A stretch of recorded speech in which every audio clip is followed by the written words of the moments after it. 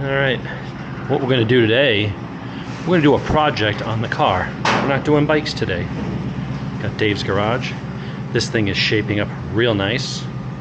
Did go back to the stock mufflers. The other ones are just a little too loud. It's okay, we're going to raffle the other ones off. I'm going to add some levers, new cowl, and we got a Heel-Tech quick shifter coming, so we'll get that installed and tested. But today, we're going to be talking about this. So I had an idea, partly because I'm bored, but I wanted to go and, I'm always looking to tweak things. It's just in my nature. So what's the purpose of a cold air intake? Keep the air cold, keep the air density down. Car makes better power. And so, let's see, make sure this radio doesn't come on blaring. Mute. I guess we'll do sport mode and turn down the radar detector and make our exhaust as loud as possible because it sounds good. So what we've got is, let's go over here to the gauges. Let's go to gauge mode and tire pressures and air fuel. Okay, there's XM chill. That's why I hit the fucking mute button. But it takes the system half a minute to boot up. It's one of the slowest booting cars I've ever seen as far as the electronics and I know it's essentially basically a computer running a version of Linux or something in the background. But it is like the slowest loading system of any car I've ever had. Anyway, so we're looking at inlet air temp. So our ambient temp outside, it says it's 62 degrees. It's not. It's because the car's sitting in the sun. It's probably 50 maybe. So our air inlet temp is 45 degrees. So what happens over time is it's not as bad when you're going down the road with a cold air intake, which the stock system is, but you will get heat soak, and so the box itself, the airbox, gets warm from the ambient temperature in the engine bay under the hood. And, it gets warm under there. On a hot summer day, you could freaking wrap up a Boston butt or a brisket and slow roast it on a drive. It gets that hot under there. It's I don't know what the temperature under there's got to be, 180 to 200 degrees or something crazy on a hot summer day. So that heat soaks into your plastic airbox and heats up the air that you are trying to bring in from outside the car, and makes it less dense, which means there's less oxygen to burn because air expands when it gets warm. So the air molecules are farther apart. So given a certain volume, the mass of the air goes down. And that makes a big difference. Like on a motorcycle, motorcycles don't have really cold air intakes. They all have cold air intakes. So there's no way to really reduce it all that much. So, like my Triumph Speed Twin, that thing has during the winter months versus the hot summer months, that bike makes a 5 to 8 horsepower difference. On a big bike like my ZX14, it's probably 12 horsepower to 15 horsepower you lose in the summertime, and you could tell that on the dyno. That's why there's one of the reasons for the correction factor. Actually, you know what I'm going to do? I'm going to turn down the goddamn exhaust because it's probably overpowering my ability to talk. Settings. Exhaust mode. Okay, better. So, now I got to go back through the goddamn menus as I'm trying to drive and film. Notice we take all safety precautions here on Dave's garage. Clearly. Get out my lane. Okay, so we're back. So, yeah, you lose a lot of horsepower due to heat.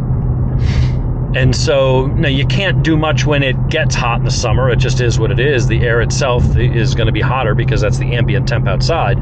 But you don't want to add to it by having the airbox be 20 degrees hotter than it needs to be. So then the air coming through that is going to, be heated up.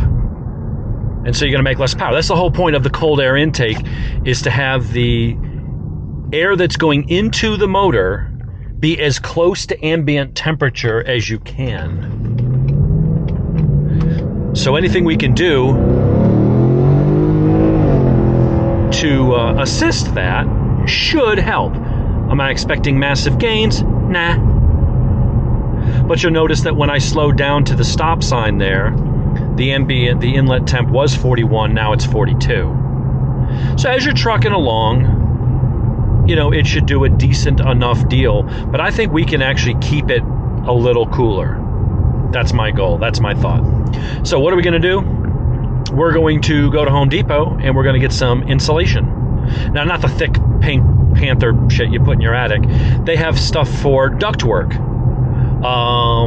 It's a shiny reflective material, so when you have radiant heat or infrared heat, which is what you have a lot of that in the engine bay, you also have convection going on, you know, just from the hot air circulating around. So this stuff tends to help with both. It's going to be reflective, so it'll reflect, reflect, and then it's going to have a thin insulation of foam, which will help against the convection heat that's just hot air circulating. And then it's got adhesive on the backing, so you can just stick it to the airbox. So we're going to go get some of that stuff and some other things I need to pick up at the Home Depots.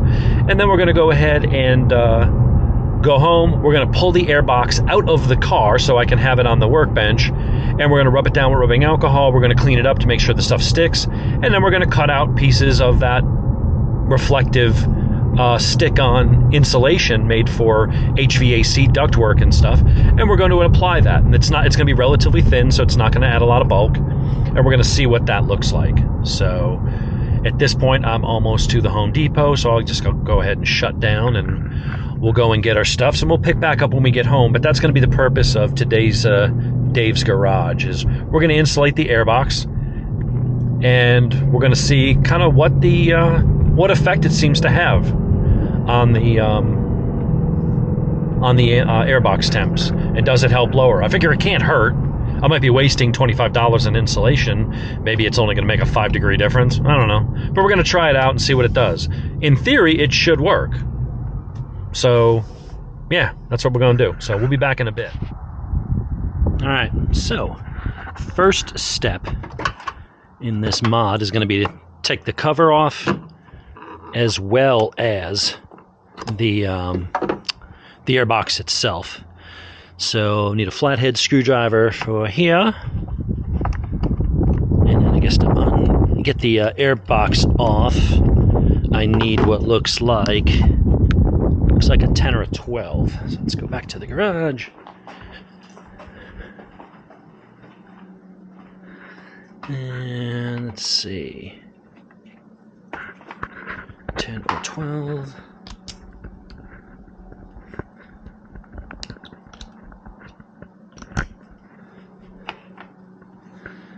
And let's grab a power tool.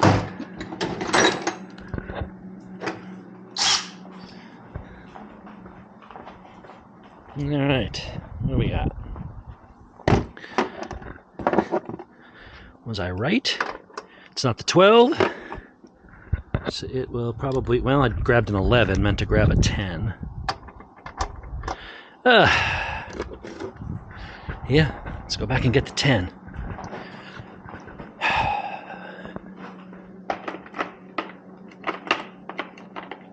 Alright. That'll be the right size. So now we're going to pop out the airbox lid, pull out the air filter. This is where I need 2 hands. So let's deploy the tripod, angle it down a little bit.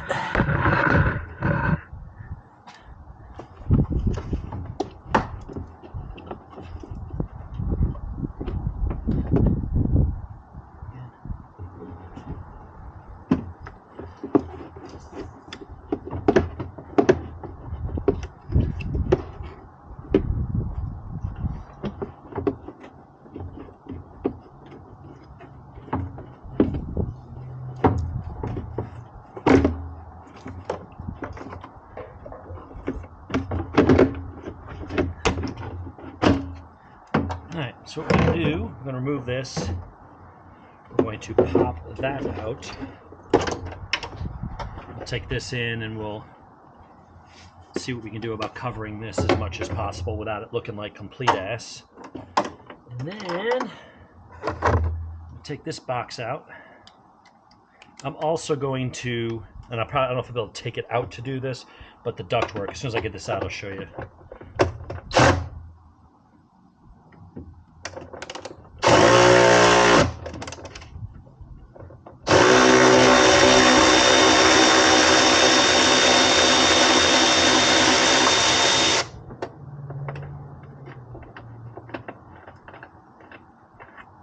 Alright, set that aside, or it won't roll away. And this now should just be held in here, unless there's any wires or anything clipped to it. This should be fairly easy to just pop up and out. So that comes out. And all of this. So I guess, yeah, that'll make it easier to do it. Shake all the dirt and bugs out. So now let's take that all inside. And we're going to see what we can do to insulate this.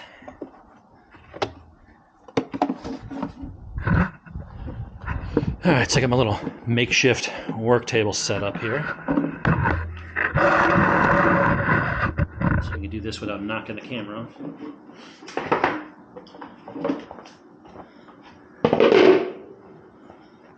Don't need my phone.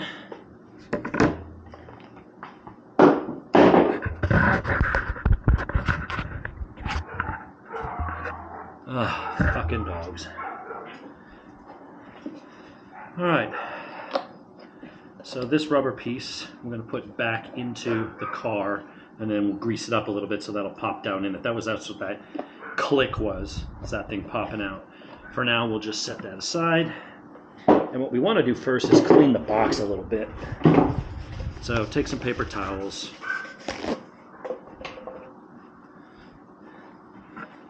Soak it well in isopropyl rubbing alcohol.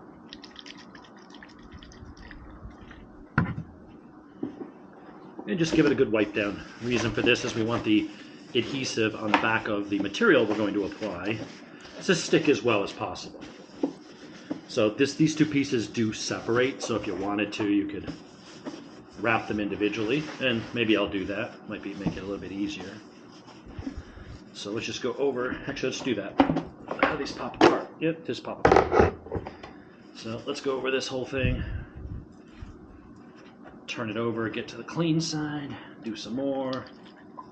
You just want to make sure there's no oil, grease, or just grit, anything on there so that the adhesive gets a good purchase on it.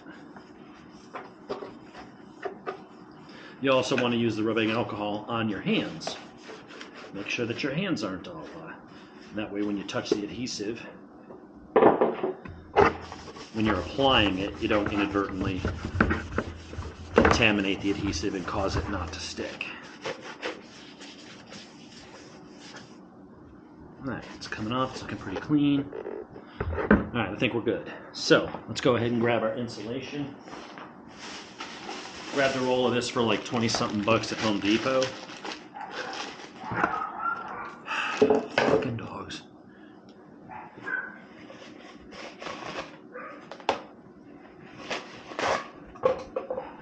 Actually, let's go ahead while we're here. Let's clean the lid as well. Of course, it has my sticker there for the K&N, but oh well. You gotta make sacrifices for science, right? Let's go ahead and clean this all up. It'll be like art class. We're gonna be cutting pieces out, wrapping it around, and we're not gonna be able to cover every square inch because there's certain areas here that are ribbed and have to. But if we can get the bulk of it insulated, I think it'll make a difference. Every little bit adds up, right? It's never like one. I mean, unless you're talking something massive like a supercharger, which really is still just a whole bunch of smaller upgrades. But it's like when you do a lot of these other mods, it's not like, oh my god, a K&N air filter makes the massive difference. Nah, it might make 5 or 8 horsepower. Getting rid of the charcoal filter that was up here that was slowing things down, that could be another 5 or 8 horsepower. keeping the airbox colder. That could be another 5 or 10 horse. I mean, who knows? I'm sure somebody's done it on a dyno to check all of that. So we got all this stuff here. So what this does is it's very flexible, so it should be good for wrapping around things. I'm going to clean my hands one more time just to make sure I got no oil on them. And what this is going to do is it's reflective on this side. So radiant energy or infrared that's being given off by the motor and the exhaust headers, all that stuff, it'll help reflect that away. But then there's also ambient temperature in the engine compartment. And that's what the foam is underneath. It's open cell foam. That'll provide a barrier for heat as well. Are you going to eliminate all of it? Of course not. It's sitting, but anything you can do to help reduce that, that's the whole point of a cold air intake. And then you got the adhesive on the back. So now that these surfaces are prepped, let's take the last paper towel. Somehow, always on no matter what I'm doing, it's like toilet paper. No matter how many times you replace it, when you go to use it, you got 2 squares left. You're like, God damn it. So let's just make sure my hands are not contaminated with oil or anything like that.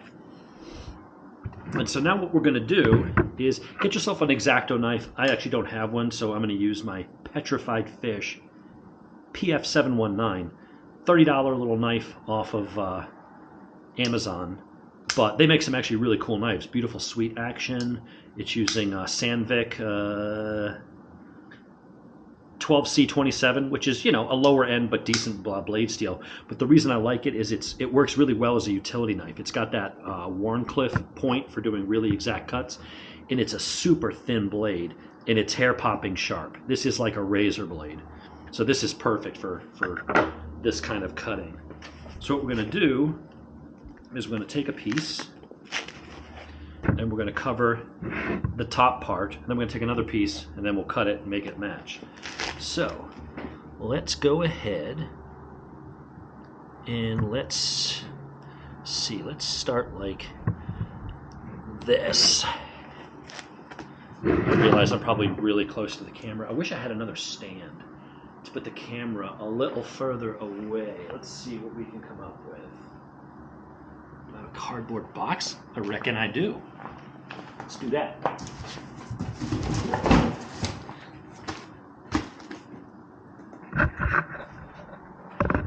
Alright, see if we can do this and have it not fall over. I think that should be the right angle. Let's see. Yeah, so alright. So let's take this piece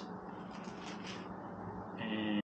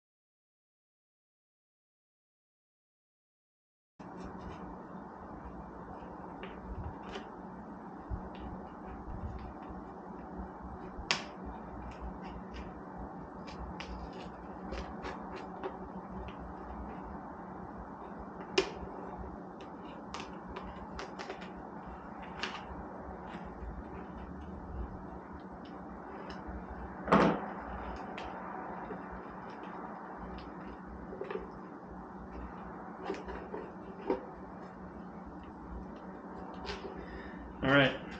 I mean, like I said, not my best work. That's okay. It is what it is.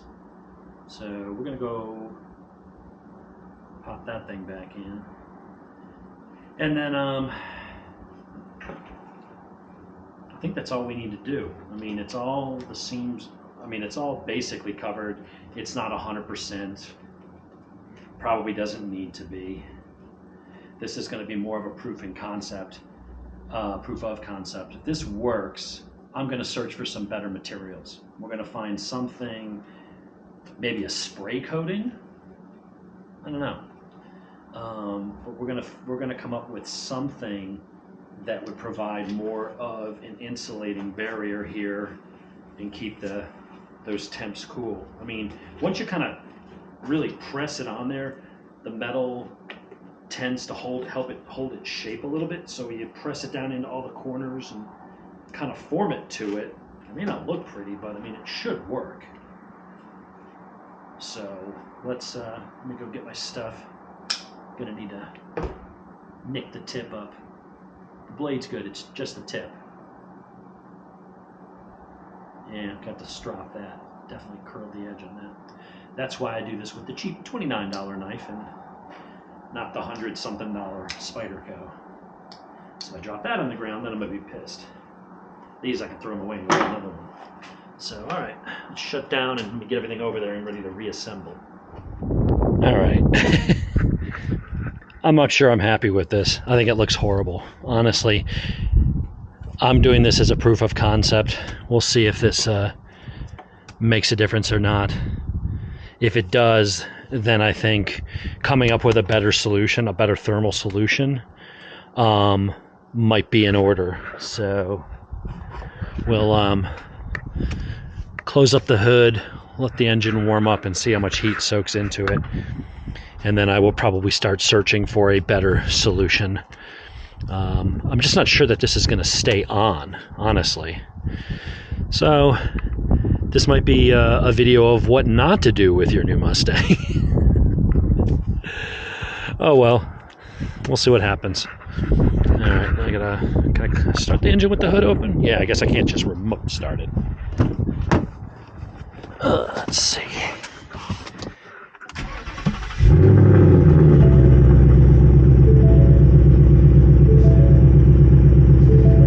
Hood's ajar, vehicle's on. Yes, I'm aware.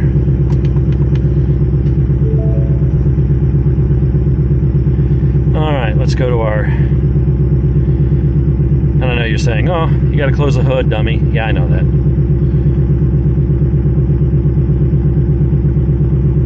All right, inlet temp is 59, 58. Starting to go down. All right, let's close the hood and see how this thing does.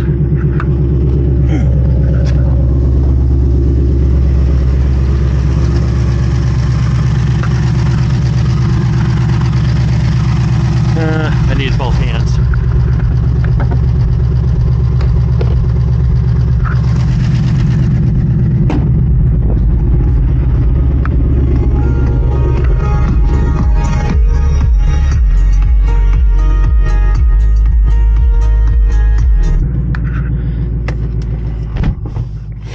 All right, outside temp is, let's see.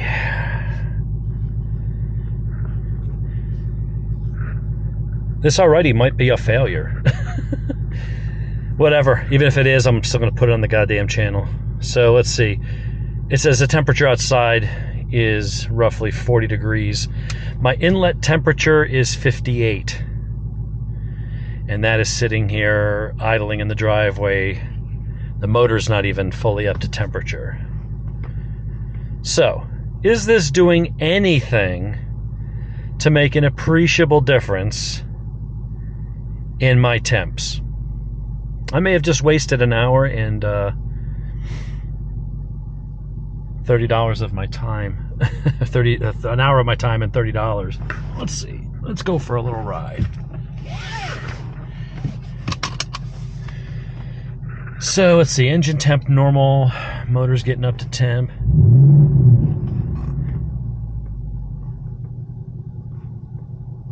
Inlet air temp 59, temperature's 40 outside. So let's go for a ride. Let's see what it does. This might be one of those things where, you know, you do mods, like a better air filter, cold air intake, a proper tune, all kinds of stuff, you know. Getting rid of the charcoal filter absolutely helps. We know that. I see the temperature dropping really quick now. But would it drop that quick normally? And this might be one of those things where if you had the right equipment and maybe you sprayed something on that was would stay, you know, I don't know. I don't know what are the materials. I'm gonna have to do a little more research.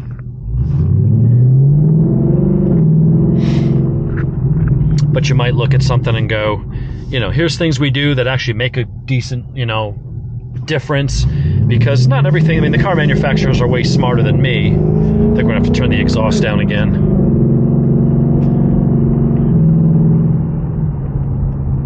Put it in quiet, and because it is so cold, let's just put it Sport Plus, not track. Let's keep a little bit of traction control in play. All right, let's see. Let's go back to setting. No, damn it. Gauge mode. All right, inlet air temp.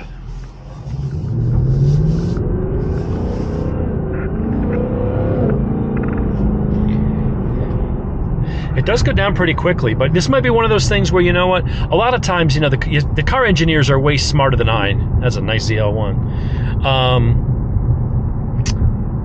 But they also have, emissions constraints, noise constraints, cost constraints, things like that. So the way the car makers do things isn't always the best. They have to make concessions when it comes to performance, and bike makers are the same. They pull ignition timing. They have to have resonators and restrictors on the intake because it keep the noise down. They got to have all these catalytic converters monkeying things up. They've got to have sound levels they have to try to achieve.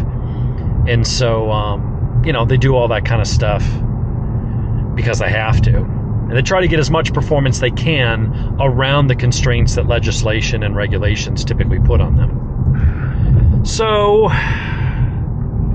there are things that can sometimes be improved. Is this one of them? I don't know. I'm looking at the temperature. Now, the temperature has gone up slightly outside than it was earlier. I would have to say, at least given the materials that I used, it may have made a nominal difference at when you're sitting around idling.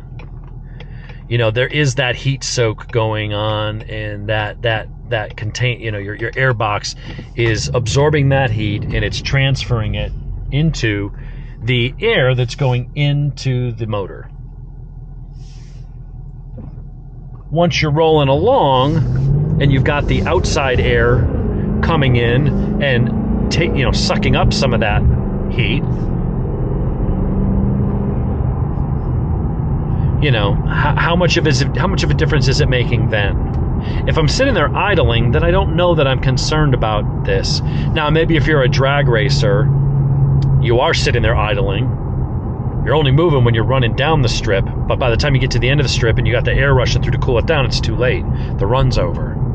So maybe this makes a difference for that. But, I don't know, just looking at the temperature outside. Okay, the outside thermometer says now 42. I'm at 49 on the inlet. 48. So I'm only a couple degrees above ambient, which is kind of good. I'm not even going interstate speeds here. I would like to get up to interstate speed, but yeah, I don't know. Maybe the better option for this kind of setup with the stock airbox would be making sure that there's no restrictions in front of the inlet. I've opened it up a little bit by drilling more holes in the front. You have the grill. If you look, there's all these, it looks like a spider web kind of a grill on the corners where that triangular shape is. And on the driver's side is the intake for the cold air intake. Well, on a stock car, only 3 or 4, maybe 4.5 of those openings are open. The rest are sealed off. And so actual cold air coming in from the front of the car as you go down the road, you're not going to get a ram air effect from this by any means. Don't get me wrong. But you're not getting, you're only getting some of that air. A lot of the air is coming in from the area behind the radiator, about down and behind the grill.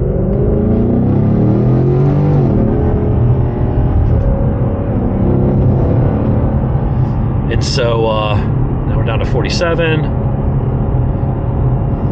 Yeah, I don't know. I think because it looks like, if it looked good, I think I'd keep it.